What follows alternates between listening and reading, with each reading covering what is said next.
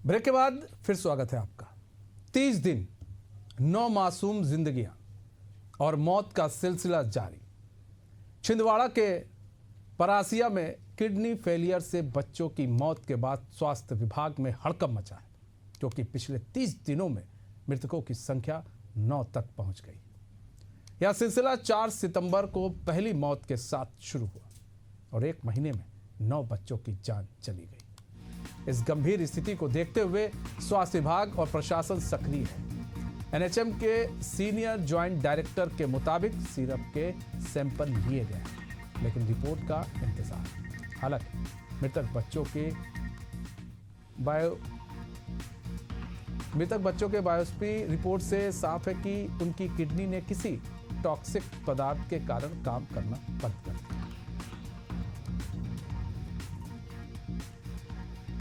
डायएथिलीन glycol का नाम बार बार सामने आ रहा है। यह एक औद्योगिक पदार्थ है, यह सिरप में मौजूद है, तो यह बेहद खतरनाक है, क्योंकि इसका थोड़ा सा अंश भी नहीं होना चाहिए।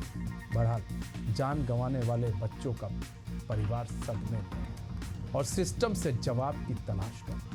सवाल यह है, क्या कफ सिरप ही इन मासूम का कातिल है या किसी अन्य जहर ने जान ली?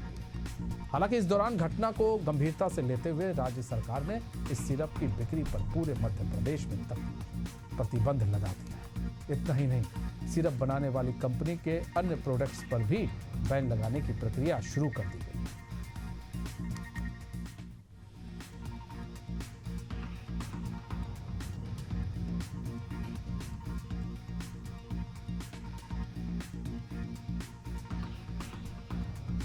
तो कफ सिरप पीने से बच्चों की मौत हुई है और बताया जा रहा है कि 9 बच्चों की जान चली गई है। इस गंभीर स्थिति को देखते हुए स्वास्थ्य विभाग और प्रशासन सक्रिय तो है, लेकिन एनएचएम के सीनियर जॉइंट डायरेक्टर के मुताबिक सिरप के सैंपल ले लिए गए। अब रिपोर्ट का उनको इंतजार है कि रिपोर्ट। प्रदीप तलेजा हमारे साथ फोन लाइन पर जुड़ चुके हैं पूरी जानकारी के साथ। हमारे संवाददाता प्रदीप, सिरप पीने से 9 बच्चों की जान चली जाती है। 4 सितंबर को पहली मौत के साथ ये सिलसिला शुरू होता है, फिर एक महीने में 9 बच्चों की जान चली जाती है और बताया जा रहा है कि ये जो सिरप है काफ़ी खतरनाक है, जिस पर अब राज्य सरकार ने बैन लगा दिया है। और क्या कुछ अपडेट है पूरी खबर को लेकर?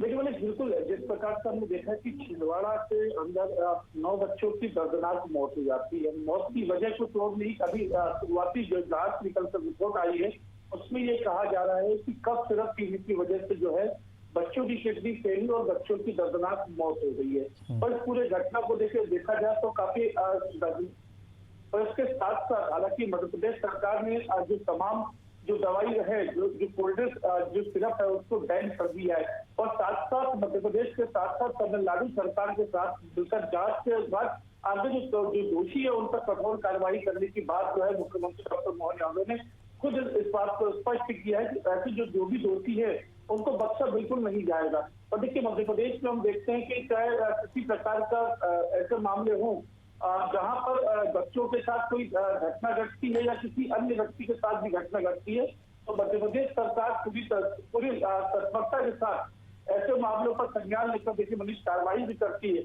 और पिछले दिनों भी हमने देखा कि चाहे और जहाज से जुड़े मामले हो या दूसरे किस प्रकार के मामले, सरकार ने किस प्रकार तुरंत एक्शन लिया है। और देखिए छिंदवाड़ा के अंदर भी हमने यही देखा कि जब मुख्यमंत्री डॉक्टर मोहन यादव के पास पूरी जानकारी पहुंची, सरकार दवाइयों के सैंपल लिए जाते हैं और सैंपल की जांच के लिए आदेश जो है वो दे दिए गए। और देखिए जो शुरुआती जो जानकारी निकल कर आई जिसमें जो कोल्ड जो बच्चों को पी गई थी, ये जो है वो तमिलनाडु की बनी हुई है, कांचीपुरम की बनी हुई है। सरकार तत्काल ऐसे जो फैक्ट्री संचालक उनके मध्य प्रदेश में उनकी दवाओं को पूरी रूप से प्रतिबंधित कर दिया है और मध्य प्रदेश में उनकी दवाओं को पूरी रूप से प्रतिबंधित कर दिया है। और प्रतिबंधित करने के साथ आगामी कार्यवाही करने की भी बात जो है वो खुद मुख्यमंत्री डॉक्टर मोहन यादव ने कही है। और देखिए अब इस पूरे मामले को अगर देखा जाए तो सिर्फ मध्य प्रदेश नहीं, मध्य प्रदेश के अलावा दूसरे राज्यों में भी जहां जहां इस प्रकार की दवाइयों की जो बेची जाती थी, जिसकी विक्रय की जाती थी, वहां पर उनके साथ भी जो है कहीं ना कहीं अब तमाम जैसे लोग हैं उन पर कार्रवाई करने की बात मुख्यमंत्री खुद कहते नजर आ रहे हैं। और इसके अलावा देखिए अगर हम बात करें तो जब से यह मामला निकल कर आया, देखिए 4 तारीख को जब पहली मौत होती है, इसके बाद तत्काल प्रदेश सरकार जो है वो एक्शन में आती है, रिपोर्ट्स तलब की जाती है कि आखिर ये दवाइयाँ कहाँ से आई है, किसके थ्रू ये दवाइयाँ लाई गई हैं। इन सभी तमाम बातों को लेकर देखिए जांच की जा रही है और जांच के बाद आगामी जो भी कठोर निर्णय हैं वो सरकार लेने की बात कहती हुई नजर आ रही है। जी, सरकार अपना काम कर रही है, लेकिन प्रदीप एक सवाल है कि कहा जा रहा है, एक नाम बार बार आ रहा है, डाई एथिलीन ग्लाइकॉल का नाम बहुत सामने आ रहा है और बताया जा रहा है कि एक औद्योगिक पदार्थ है जो सिरप में मिला है और जो खतरनाक है, ये नाम आ रहा है सामने। अब सवाल ये है कि रिकमेंड कौन करता है? डॉक्टर करते हैं।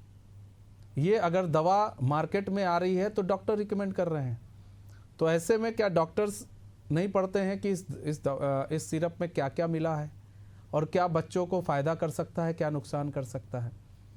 और अगर पता है तो फिर क्यों रिकमेंड किया जाता है?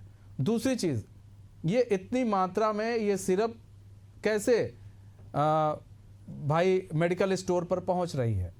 ये भी एक सवाल है कि क्या किसी सिरप या किसी दवाई को मार्केट में उतारने से पहले उसकी जांच क्यों नहीं की जाती है?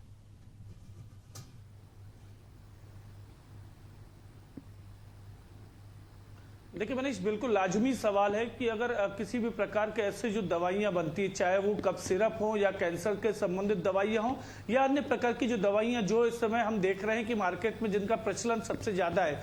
और देखिए कफ सिरप की अगर बात करें तो देखिए उसकी बात की जाए या किसी दूसरे प्रकार की, तो उसमें ड्रग्स जो होता है वो कहीं ना कहीं डाला जाता है, चूंकि जल्द ही उसका असर हो। चूंकि एंग्लोपैथिक दवाई के अंदर हम देखते हैं कि फार्मूला बेस्ड ये चीजें होती है और फार्मूला बेस्ड चीजें होने के साथ ही इसको किया जाता है। लेकिन सबसे बड़ी लापरवाही जो है देखिए इसमें फैक्ट्री संचालक की ही मानी जाएगी, क्योंकि अगर उसके यहाँ किसी प्रकार की दवाई बनती है तो क्यों उसकी टेस्टिंग नहीं की गई, या जो वहाँ के जो डॉक्टर्स हैं, जो वहाँ पर निर्माता हैं उसके, तो क्या उनके द्वारा टेस्टिंग नहीं की गई? ये बड़ा सवाल निकल कर आता है। लेकिन देखिए जब जांच की जाती है तो लगभग इसमें पाया जाता है 48.6%।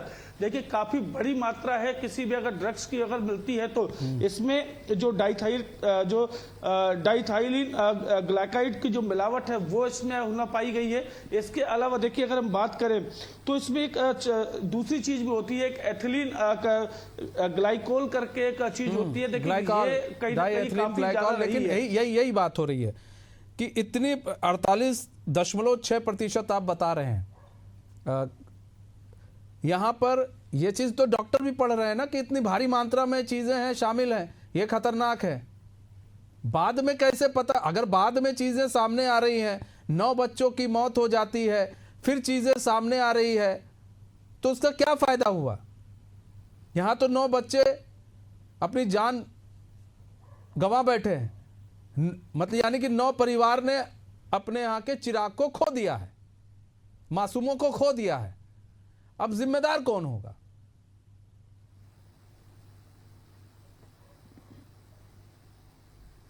देखिए मनीष जी, बिल्कुल जिम्मेदारी तय बिल्कुल की जाएगी, चाहे मध्य प्रदेश सरकार हो। हमने देखा किसी प्रकार से कोताही बरतने वालों को बिल्कुल बर्दाश्त नहीं किया जाएगा, चाहे बुलडोजर एक्शन के माध्यम से हो और चाहे कड़ी से कड़ी कार्यवाही के माध्यम से हो। हमने ये तमाम चीजें मुख्यमंत्री डॉक्टर मोहन यादव से कई बार सुनी और इसका परिणाम भी हमने देखा है कि मुख्यमंत्री खुद कितने संवेदनशील हैं और इस ऐसे मामलों को लेकर कोई कोताही नहीं बरती जाए, ये खुद निगरानी करते हैं। और देखिए पहले जिस तमाम जो घटनाक्रम देखने में आया कि एक के बाद एक करके 9 बच्चों की मौत हो जाती है, हालांकि अभी कुछ और बच्चों की हालत जो है वो गंभीर जरूर बताई जा रही है, लेकिन अभी जिस प्रकार से कार्रवाइयां की जा रही हैं, तत्काल एक्शन लिया गया है। मध्य प्रदेश के अंदर कोल्ड ड्रिंक्स को पूरी तरफ से बैन कर दिया गया है।